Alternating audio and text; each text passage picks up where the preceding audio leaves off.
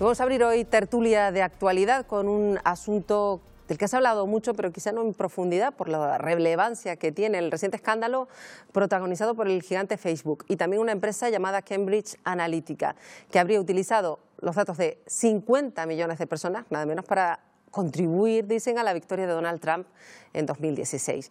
Y esto nos lleva hoy a hablar del valor de esos miles de datos que cada uno de nosotros regalamos diariamente en nuestro uso diario de la red. Simplemente con eso, con usar Internet, pues grandes compañías como Google o Apple o Amazon, por nombrar algunas de las que utilizamos diariamente, pues contamos a qué hora nos despertamos, qué contenidos buscamos en Internet, cuánto tiempo hacemos deporte, qué filiación política tenemos, nuestras preferencias alimentarias, en fin, todo para que se puedan generar productos y servicios específicos que luego se puedan monetizar, que es la palabra de moda estos días, y generar publicidad incluso específica para cada uno de nosotros. Así que queremos hablar sobre este asunto, sobre qué conscientes somos de lo que estamos dando a las redes, y esto es pues algo con lo que tenemos que aprender a convivir.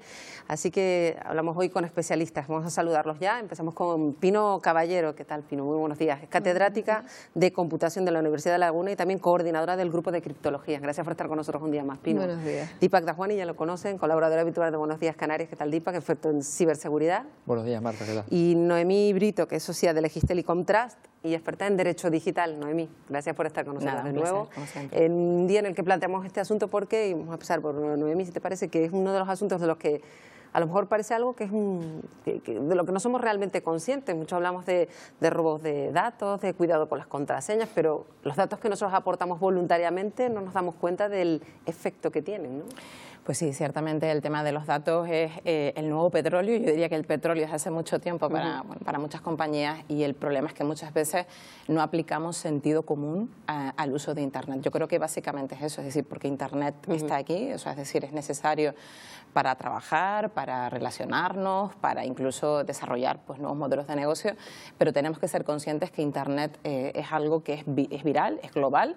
Cualquier cosa que se vuelca en Internet normalmente queda ahí, y evidentemente, bueno, pues los datos tienen mucho valor para las compañías, y un buen uso de los mismos también genera valor. Yo creo que también hay que poner sobre la mesa de que la protección de datos es importante, pero también junto a la protección de datos, la normativa europea habla de la libre circulación de los datos. Hay que saber y ser conscientes que lo que volcamos en Internet tiene un valor, pero también tiene un peligro. Claro, Deepak.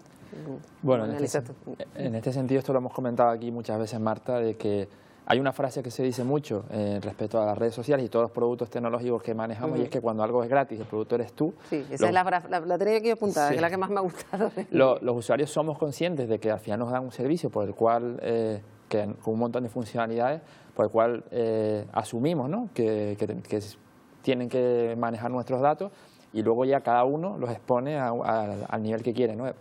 De hecho, en el mundo de la seguridad, otro concepto del que hemos hablado mucho es el de Open Source Intelligence, inteligencia basada en fuentes de acceso público abiertas, y al final las redes sociales, por mucho que la gente tenga amigos, pueda bloquear la visibilidad de sus fotos, al final pues son públicas, porque todos pueden agregar amigos, la gente se genera perfiles falsos para poder que alguien los acepte. Entonces, cualquier contenido que se suba a la red es susceptible.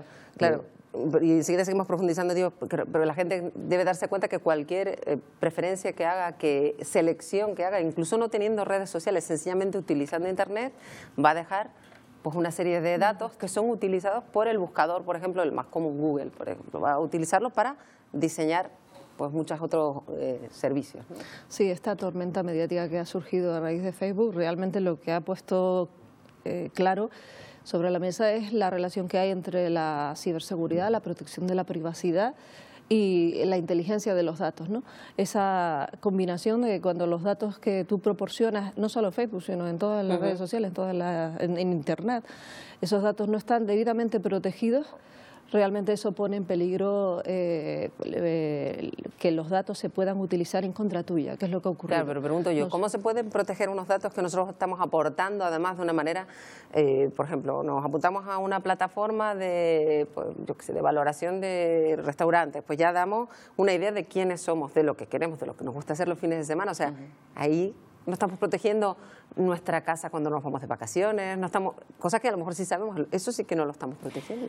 Hay un concepto muy interesante que de hecho trae a colación el Reglamento Europeo de Protección de Datos que entra en vigor el 25 de mayo próximo, que es el trazado de los perfiles. Cada vez, no solamente ya son datos por datos, son perfiles de personas, es decir, ahora ya es muy fácil cruzar información, sobre todo con las nuevas tecnologías, y podemos saber perfectamente quiénes son las personas a las que estamos atendiendo, y no solamente saber qué personas tenemos detrás, sino incluso cuáles son sus hijos, sus gustos. Es decir, muchas veces también compartimos información relativa a la familia, a los niños, y no somos también conscientes de que estamos también marcando, ¿no?, la identidad y la reputación en línea de esos menores o de otras personas que no conocemos, que conocemos y no sabemos, entre comillas, respetar también sus derechos. Yo creo que ese concepto del trazado de perfiles está en la cabeza del legislador. De hecho, se ha regulado por primera vez de una manera estricta, y yo creo que es interesante que sepamos que no solamente es el dato de un nombre, un apellido, un teléfono, algo que aportamos puntualmente, una fotografía en Internet, sino que el cruce de esa información está generando un nuevo valor del que las personas tienen que ser conscientes, dado que justamente es la base en la que están pivotando gran cantidad de servicios en estos momentos. Y entonces lo apuntaba Pino, ¿qué ha hecho de diferente esta empresa Cambridge Analytica con esos datos que supuestamente habrían ayudado a Trump? ¿Diferente con respecto a lo que hace cada día? No. Digo Facebook, con los análisis de nuestros propios datos que vertemos ahí, aunque sea donde estudiamos, qué edad tenemos más o menos, algunos mienten más, otros menos, compartir alguna... ¿Qué diferencia hay? Porque prácticamente es lo mismo, ¿no? Realmente esto es algo que lleva haciendo muchas empresas desde hace muchísimo tiempo. De hecho, cualquiera de nosotros podría hacerlo. Tú puedes coger y recopilar la información pública, como te decía, de Facebook y generarte a los niveles que quieras una base de datos para sacar inteligencia de ahí. El caso este de Cambridge Analytica, lo que sucedió es que, bueno, yo creo que ya muchos de nuestros espectadores lo habrán leído hasta la saciedad, porque, como decía Pino, se ha generado un revuelo mediático quizás demasiado exagerado, porque es algo que no es nuevo, ¿no? Pero bueno, el caso es que había una aplicación de un psicólogo, un tipo, que pedía consentimiento para sacar datos a los usuarios. Sin embargo, lo que no solicitaba era el consentimiento para sacar los datos de sus amigos. Y claro, ni solicitaba no solo cogía los datos de las personas que aceptaban, sino de todos los amigos que tenían. Y entonces a partir de niveles de recursividad, como se suele decir, sabes cómo funciona esto, se llegó a esa cantidad de 50 millones de usuarios. Pero esto es algo que podían hacer tanto esa compañía como todas las aplicaciones que desarrollaran, o sea, todas las aplicaciones que se desarrollaran para Facebook en aquella época. Y además, en particular, luego Facebook es una red social que que va cambiando su política de privacidad cada 2x3, que te maneja te cambia las opciones por defecto. Entonces, cuando tú tienes configuradas, por ejemplo, tus fotografías, aunque repetimos, eso da igual que tú las tengas privadas, porque una vez que algo se sube a la red, cualquiera lo puede copiar y pasarlo a otro. Pero bueno, aunque tú lo tengas configurado, a los 6 meses te lo vuelven a cambiar y luego te lo vuelven a cambiar. Prestan en general dan poco valor, en mi opinión, a la seguridad y la privacidad de los usuarios. De hecho, a veces reportas perfiles falsos. El otro día reporté un perfil falso, un perfil que se hace un usuario con fotos de chicas y empieza a escribirte y tal, ¿no? Y además le seguí un poco y lo puse en Twitter. Lo reporté a Facebook como perfil falso, y evidentemente ellos decían que como no incumplían ninguna de sus políticas de seguridad, a pesar de que estaba suplantando fotos de otros usuarios, que no pasaba nada, que lo que podía hacer era bloquearlo o no hablar con él. Claro, y ahí vamos a eso de que no pasa nada nuevo, Pino, pero sí que parece imposible proteger hemos hablado muchas veces de la huella digital, de lo importante, pero claro, por otro lado, utilizan nuestros datos para ser nosotros el producto final, ¿no? De hecho, yo creo que ahí sí, o sea, no es que no pasen cosas nuevas, realmente todo esto, como hemos comentado, sí que ha estado pasando. Lo que pasa es que surgen diferentes conceptos que mezclados son los que, por ejemplo, lo de la privacidad interdependiente esta, que tú puedes proteger tu privacidad, pero la privacidad de tus amigos influye sobre ti. Luego, lo del producto. Realmente nuestros datos son el producto de todos estos servicios que son gratuitos. Y nosotros lo hemos sabido siempre, que estábamos dispuestos a asumir que nos enviaran publicidad teledirigida, personalizada para ti. Lo que ya quizás no estamos dispuestos es a asumir que nuestras democracias están en peligro, porque esa publicidad que antes se dedicaba a que tú compraras algo, ahora está dedicada en estos casos a que los votantes indecisos voten a alguien.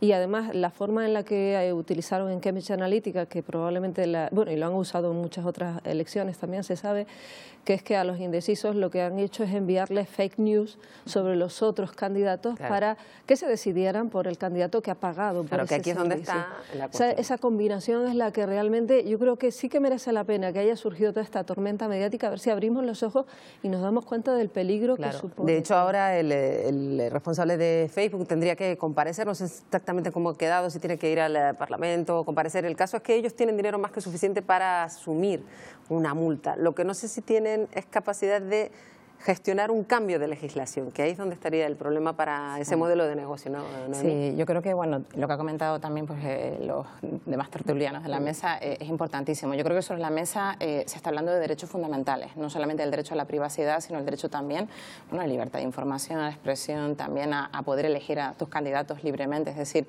hay derechos civiles detrás. En el caso de las fake news, todo el tema de la regulación de privacidad está íntimamente relacionada con nuevas medidas legislativas vinculadas con las fake news, precisamente por los temas electorales, de propaganda electoral, que tiene tan, entre comillas, ¿no? Preocupados a los legisladores a nivel europeo. De hecho, hay una nueva regulación sobre el tema de las fake news que está tramitándose en el Parlamento Europeo precisamente para evitar todo este tipo de situaciones.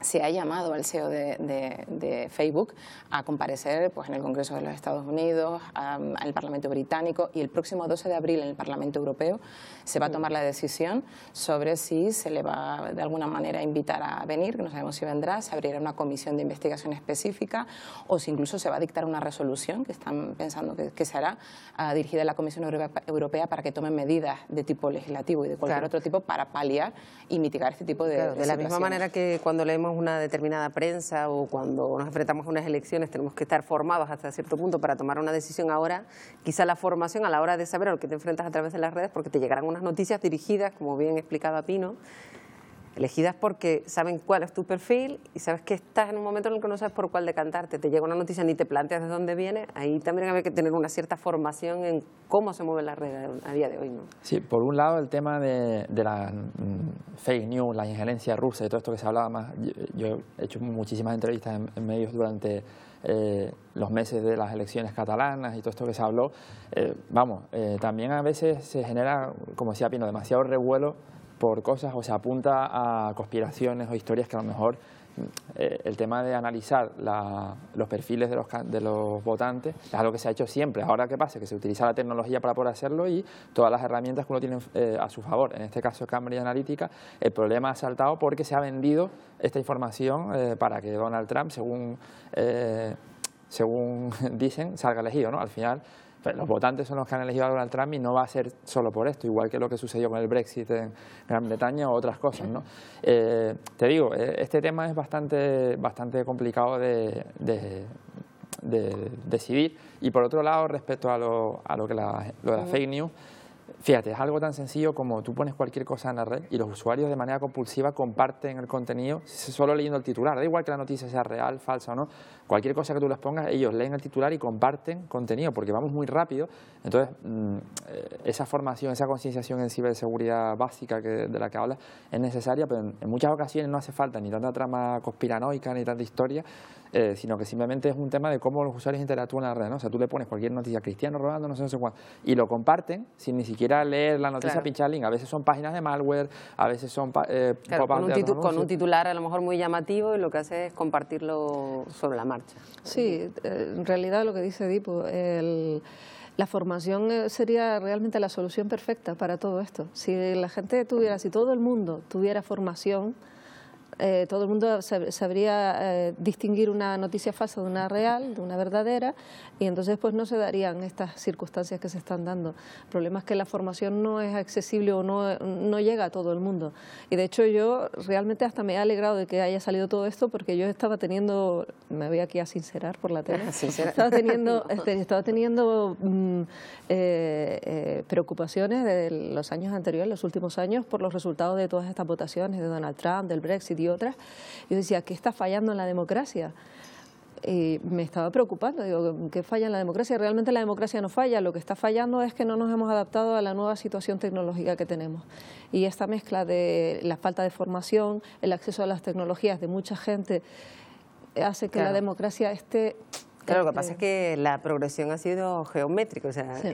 hace 15 años... ¿Tú crees realmente, Bueno, o sea, alguno de adelante. ustedes cree que verdaderamente por toda esta influencia tecnológica se han adulterado los resultados No de las adulterado, elecciones? Al final, y además yo siempre lo digo cuando me hacen entrevistas en este sentido, digo, "Mira, yo hablo desde la posición de experto en ciberseguridad, os cuento lo que estamos hablando, pero le corresponde a un analista político decidir si esto ha tenido influencia o no, igual que en las elecciones en su día, los atentados de Atocha, qué repercusión tuvieron en un cambio ¿no? por parte de los votantes. Al final, es verdad que puede haber un pequeño porcentaje que pueda ser seducido por falsas noticias o algo así, pero bueno, igual que esa técnica, hay un montón de otras técnicas que se utilizan en las campañas electorales de los candidatos y al final yo creo que, no sé si falla la democracia o no, repito, yo no soy experto en política. Noemí, pero quería apuntar algo sobre... No, bueno, básicamente, o sea, yo creo que hay un poco de todo. Yo sí creo que de alguna manera se utiliza la tecnología para dirigir a ciertos votantes, incluso sobre todo cuando están un poco pues indecisos sobre el voto final que van a emitir.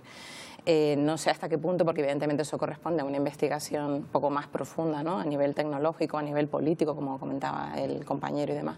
Pero sí que creo que el tema de la formación, y por apuntalar un poco esta cuestión, es un tema crucial. De hecho, ahora mismo en el Congreso de los Diputados se está tramitando la nueva ley de protección de datos, un poco para adaptarla a estos cambios legislativos europeos. Se está empezando a hablar de promulgar una especie de acercamiento a las escuelas para generar una especie de asignatura de privacidad. Entonces yo creo que eso también es muy importante porque no solamente hay que formar a los padres, a las personas mayores, sino desde la escuela de una serie de pautas sobre cómo tratar correctamente tu información, tu intimidad, cómo protegerla. Y eso es uno de los temas que está sobre la mesa ahora mismo en el Congreso de los Diputados. Claro, porque yo lo que quería apuntar antes en medio de la conversación es que todo esto ha cambiado tan rápidamente que si nos retrotraemos hace solo 15 años es que era un escenario absolutamente diferente, que somos personas que nos hemos ido sumando, además casi nos hemos ido tirando a la piscina en un nuevo mundo que a lo mejor ustedes controlan mucho mejor por su formación, pero otras personas lo controlan a nivel usuario. Y cada vez tienes un teléfono que hace más cosas y cada vez accedemos a más servicios a través de la red y no estábamos preparados para estar en este entorno, quizá, Pino. No sé. Sí, es importante que en los medios de comunicación el papel que juegan ustedes es fundamental porque hay mucha gente que no sabe pues, que, por ejemplo, subir fotografías de sus hijos o de los hijos de otros no deben hacerlo, compartir datos de ubicación suyas y de otros tampoco deben hacerlo porque todo eso queda registrado. Pero a veces lo hacen sin saberlo, que es el problema. Muchas veces, realmente lo hace muchísima gente. No me refiero a subir las fotos, pero sí a las ubicaciones. Las ubicaciones, decir que me voy de vacaciones y dejo mi casa vacía, ese tipo de cuestiones, la gente lo hace instintivamente sin ni siquiera pensarlo. Probablemente si se ven por los medios que realmente esto no deben hacerlo. Fíjate, Pino, que a lo mejor, y lo vamos a ver ahora en bueno, hemos ido a la calle a hacer una pequeña encuesta y creo que esto que apuntaba Pino sí que más o menos lo tienen claro. Esa parte, la de la cierta seguridad que tiene que tener, por ejemplo, pues no decir en las redes sociales que uno se va de vacaciones, eso como es la norma básica, eso parece que sí se ha quedado claro. Vamos a escuchar lo que nos decían personas con las que hemos hablado sobre este asunto, sobre todo de robo de datos. Limitar lo máximo posible, o sea, participar, pero con un control más estricto. Directamente no subir nada de la vida personal. Si cortas toda la información, aparte de que muchos hackers se pueden meter y hackearte tus cuentas. Que me fui de vacaciones y hasta ahí. O sea, no pongo ni a dónde ni nada, por privacidad, básicamente. La culpa la tiene la gente, o sea, la misma gente que expone toda su vida en las redes sociales. Yo creo que las redes sociales es más bien para ver noticias, poco más, de tu vida personal. Creo que absolutamente no hay que poner nada. Parece que va, bueno, poco a poco cundiendo esa información, esos consejos que vamos dando. Por ejemplo, nosotros aquí en Buenos Días Canarias, gracias a Dípac o a Noemí, hemos insistido muchas veces en esa precaución. Y eso ya, la gente empieza a tenerlo claro, y te responde, ay, no voy a poner fotos, tengo que tener cuidado. Pero al final Lo hace. lo está haciendo sin darse cuenta. Al final hay un porcentaje muy grande de usuarios que lo hacen y evidentemente... Y luego dicen que no lo hacen. Claro. Dicen que no lo hacen, luego hay otros que sí que siguen estas recomendaciones, pero luego hay otra parte que no hemos comentado y que sí es verdad que aquí no es culpa de los usuarios, pues no podemos echar siempre la culpa a los usuarios de todo lo que sucede, y es que, por ejemplo, lo que comentábamos antes, ¿no? Igual que Facebook te cambia las políticas para inducirte a que compartas información por defecto sin que tú lo sepas, otros fabricantes, tú te compras un teléfono, un iPhone o lo que sea, y empiezas a dar la siguiente, empiezas a confiar en iCloud, los respaldos de tu chat de WhatsApp se van a iCloud, tu ubicación la compartes en iCloud, las contraseñas las compartes en iCloud, tus contactos los compartes en iCloud, todo sin saberlo lo pones allí de manera predeterminada. Lo mismo cuando tú empiezas con tu cuenta de Google en Android o a navegar tienes tu cuenta vinculada en el navegador de Gmail, todas las páginas que tú estés visitando, todo tu historial de navegación, que no tendría por qué estar asociado con Google, Google lo está registrando por defecto. Y a no ser que tú vayas y le digas, oye, no me guardes el historial, que lo vas a saber lo que hace, ¿no? Pero tú le dices... Tú no vas a ver que yo te lo guardo, pero yo te lo voy a guardar. Exacto. Entonces es cuando se supone que lo deja de guardar. Pero si tú no le dices nada, por defecto lo guarda. Entonces, eso sí que son cosas que muchos usuarios no son conscientes, no conocen este tipo de técnicas que utilizan los fabricantes y en estas ocasiones acaban dando esa huella digital de la que siempre estamos hablando. Claro, ¿no? y esa huella digital, hemos hablado en muchas ocasiones con Noemí, y eso puede determinar la vida pues, de una persona desde que es bien joven. Y ahora hay una red social que se llama Instagram, que es la más utilizada por los jóvenes, también por los adultos, todo hay que decirlo, y sí que es la mayor generadora de huella digital porque son fotografía pura y dura, y ahí también hay que tener cuidado. Evidentemente, yo creo que los usuarios, además de ser conscientes de lo que comparten en Internet, también tienen que ser conscientes de que eso, bueno, pues tiene su repercusión y que es tan fácil como a golpe de clic saber aquí en Japón quién eres tú. Y yo creo que eso es importante que la gente sea consciente también que tienen derechos, tienen nuevos derechos con la nueva normativa que tienen que conocer. Hay un nuevo derecho a la limitación del tratamiento, el nuevo derecho a la supresión y el olvido, que también hemos hablado en algunas otras ocasiones, que tiene su virtualidad, aunque no sea 100% ejecutable. Siempre digo lo mismo en Internet, así que cuidado con lo que subimos. En los derechos nuevos a la portabilidad, en los casos de que se produzcan brechas a la información, como puede ser supuestamente este caso, aunque no lo creo que sea exactamente así, pues tenemos nuevos derechos también a ser informados como usuarios, a ser notificados de estas brechas cuando generan alto riesgo para nuestros derechos. Este tipo de situaciones también tienen una repercusión legal y también como usuarios tenemos esos nuevos derechos que nos aporta la nueva legislación europea. Y tenemos que conocerlos y saberlos utilizar y saberlos articular correctamente como usuarios también. Pues que se convierte en una nueva forma de comunicación entre un sector de la población que los utiliza y es muy complicado poner coto, sobre todo porque cuando hablamos de personas jóvenes, sus propios padres están también incorporándose a esta tecnología y todo resulta complicado porque tampoco tienen unos guías que puedan, salvo excepciones, que puedan ayudarlos bien a manejarse. Yo creo que es prácticamente imposible quedarse fuera. Yo me resistí a entrar en Facebook, lo reconozco, pero al final no me quedó más remedio que entrar. De todas formas, Instagram y WhatsApp pertenecen a Facebook. Todo lo mismo, han sido compradas una buena estrategia. Que pertenecen al mismo, o sea, ellos mismos tienen los datos que proporcionas en Facebook porque estás entre amigos y te sientes cómoda y ahí compartes un montón de información. Lo que compartes por WhatsApp día a día, todo el rato, y los de Instagram, que es donde está el nicho de los jóvenes. Realmente, si quieren dirigirse a los jóvenes, si quieren controlar a los jóvenes, lo tienen perfecto, solo tienen que utilizar Pero Instagram. decía Marta, de que Instagram, por ejemplo, es una red social que típicamente se supone que es más de gente joven. De hecho, yo me resistí a entrar en Instagram y fue a raíz de... Pero hay que entrar para ver, porque si no sabes a qué te primero estás tienes que entrar enfrentando, para dar para opiniones opinar, a nivel experto opinar. de cómo proteger la privacidad o cómo hackear Instagram o algo así, tienes que saber cómo se usa a nivel usuario, porque nos pasa que si no la usas ya son tan complejas que además, de hecho Instagram es una aplicación orientada al uso móvil. Por ponerte un ejemplo, en el navegador, si tú entras por el navegador web, no tienes el sistema de mensajería de Instagram, si usas por el móvil, sí. Es decir, es la primera aplicación, diseñada para el dispositivo móvil, claro. para el teléfono. Y entonces, te digo, dando conferencias, las últimas conferencias, gente de asistentes, pero no de 20 y pico años, sino de 30, 40, 40 y largos, 50. Oye, ¿cuál es tu perfil de Instagram? Bueno, voy a tener que entrar porque es que, como decía Pino, nos estamos quedando fuera, ¿no? Entonces, al final, ¿y qué ha hecho Facebook? El movimiento ha sido pues adquirir la red social cuando... Es una red social que está creciendo mucho el crecimiento es exponencial en número de usuarios. En el absoluto, evidentemente, todavía está por debajo, muy por debajo de Facebook y muy por debajo de Twitter, que es una red social mucho más seria, orientada al ámbito profesional, ¿no? Claro. Pero la compartición de datos es evidente, es decir, la última, de hecho no es que lo inventemos, la última sanción que hubo Facebook fue por compartir realmente datos con WhatsApp. Ya eso lo sabíamos, pero la Agencia Española de Protección de Datos hace muy poquito acaba de sancionar a Facebook y a WhatsApp por compartir datos en España de usuarios españoles. Quiero decir que tenemos que ser conscientes que esas redes se adquieren para crear un pequeño holding pool de catalizador de datos que al final se comparten entre la misma compañía a través de diferentes medios, ¿no? Lo que pasa es que las multas estas son un poco... ¿Te acuerdas que hace un mes o algo así comentamos aquí el tema de la Agencia de Protección Española de Datos, que también le puso una multa a Google por coger datos de los usuarios cuando iban con el coche haciendo wild driving de las redes wifi de los usuarios. Entonces, bueno, las multas son testimoniales o hacen algo, pero al final somos los propios usuarios los que hacemos de jueces, como en la arena, ¿no?, de los Spartacus y tal, de si usa una tecnología o no. Por poner un ejemplo, BlackBerry es una compañía que hace unos años era número 1 en soluciones corporativas, y a raíz de los problemas que tuvo de disponibilidad, sobre todo, perdió la confianza de los usuarios y al final el negocio se fue a pique.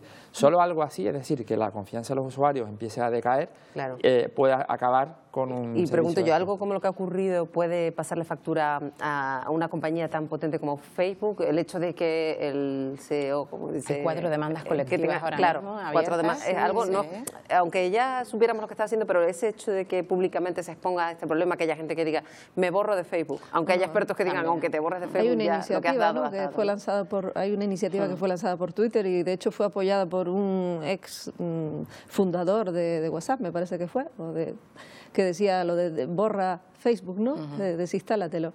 Yo creo que es difícil que la gente deje de usar la red social por un problema de seguridad. Desgraciadamente, los problemas de seguridad, de falta de privacidad, de este tipo de cuestiones, siempre se suelen percibir como algo menor, como que no, esto no me influye. Influye mucho más que no tengas disponibilidad. Si tú intentas acceder a la BlackBerry y no puedes, eso ya dice, pues ya, fuera, cambio de móvil y demás. Sí. Que sepan tus datos y eso a la gente no le suele, pero ¿sabes por qué? Molestar porque tanto. Las redes sociales tienen un arma muy potente y es que juegan con el ego de las personas. Las personas se registran en una red social para compartir contenido. Facebook nació, se supone, para ponerte en contacto con amigos del pasado. Ese es el primer objetivo real de Facebook. Al final Facebook, como LinkedIn, como Twitter, como Instagram, se convierte en un escaparate donde todos satisfacemos nuestro ego a los niveles que queramos.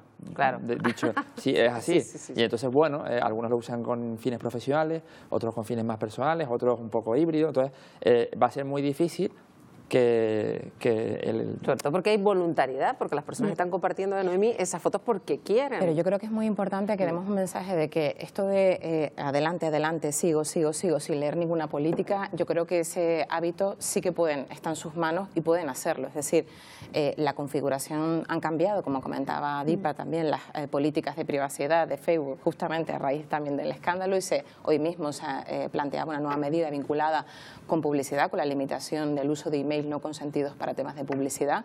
Quiero que sepan también que es una de las cosas que poco se sabe, que en tu terminal tú puedes bloquear tu ID de publicidad y eso es una de las cosas sencillas que puedes articular. Para empezar, por ejemplo. Entonces yo creo que es muy interesante, primero, que aunque sean un borrio, porque son unos... claro, que todo el mundo le da aceptar, es muy complicado, porque a veces incluso los propios abogados que redactamos esas políticas las hacemos muy engorrosas para que nosotros mismos las entendamos. Yo creo que hay una iniciativa de hacer esas políticas cada vez más sencillas, más transparentes. Se sancionan las compañías por no hacerlo. Hay incluso una iniciativa de hacerlas iconográficas, es decir, que los usuarios puedan ver imágenes en vez de texto. Y sobre todo que cojamos el hábito de intentar dedicarle unos minutos a leer y a reconfigurar, llegado el caso, las políticas de privacidad para limitar por defecto esa privacidad y protegernos un poquito más. Yo creo que eso es un hábito sano. Un minutito. Yo recomendaría, de hecho, lo de la reconfiguración, ir a todas nuestras redes sociales, ir a la configuración y bajar al mínimo el acceso a tus datos. Que te permita seguir utilizándolo, pero bajar al mínimo, o sea, que no permitas que tus contactos se vean, que no permitas que la publicidad sea teledirigida para ti, que no hay un montón de opciones en las configuraciones de las redes sociales a las que tenemos acceso y que normalmente no hacemos. Normalmente las dejamos ahí como las han puesto, que siempre las han puesto al máximo, y yo creo que eso es un buen consejo. Pero Pino, no solo en las redes sociales, sino también en las aplicaciones móviles. Los usuarios da la sensación de que tienen miedo y piensan que si bloquean un permiso no van a poder utilizar todas las funcionalidades. Por ejemplo, ¿quieres permitir utilizar tu ubicación siempre o solo al usarse? Todo el mundo dice, la pongo siempre porque si no esto no va a funcionar bien. Y en realidad, a lo mejor solo la necesitas al usarse, pero si no, luego pasa estas cosas de que cuando estás llegando a tu casa te quedan 5 minutos para llegar a tu casa, o un domingo te dice la aplicación, oye, sal a correr que es domingo, y dices, yo no quiero salir a correr, me quiero quedar aquí en casa. Entonces, ese es el producto. Has apuntado por donde a lo mejor quedamos otro día para hablar del famoso Internet de las cosas, que eso ya es otra realidad y que va a hacer que haya más datos y que estén datos interconectados y que que en tu casa se encienda ya el horno porque tú vas a llegar y todo eso, que es otro cambio. Que la nevera te haga la compra, ¿no? O que la nevera te haga la compra. Bueno, eso lo dejamos para otra tertulia, porque si no, no nos da tiempo. Gracias a las tres. Vamos a despedir ya a Pino Caballero, que es catedrática de Ciencias de la Computación de la Universidad de La Laguna, Dipa Das Buenos, pero Deepak Dajwani, experto en ciberseguridad, que quiero hacerlo muy rápido, no me sale, y Noemí Brito, de Legistel y Comtrust, y experta en Derecho Digital. Gracias a los tres, un placer, como siempre. Gracias a ti, Mar.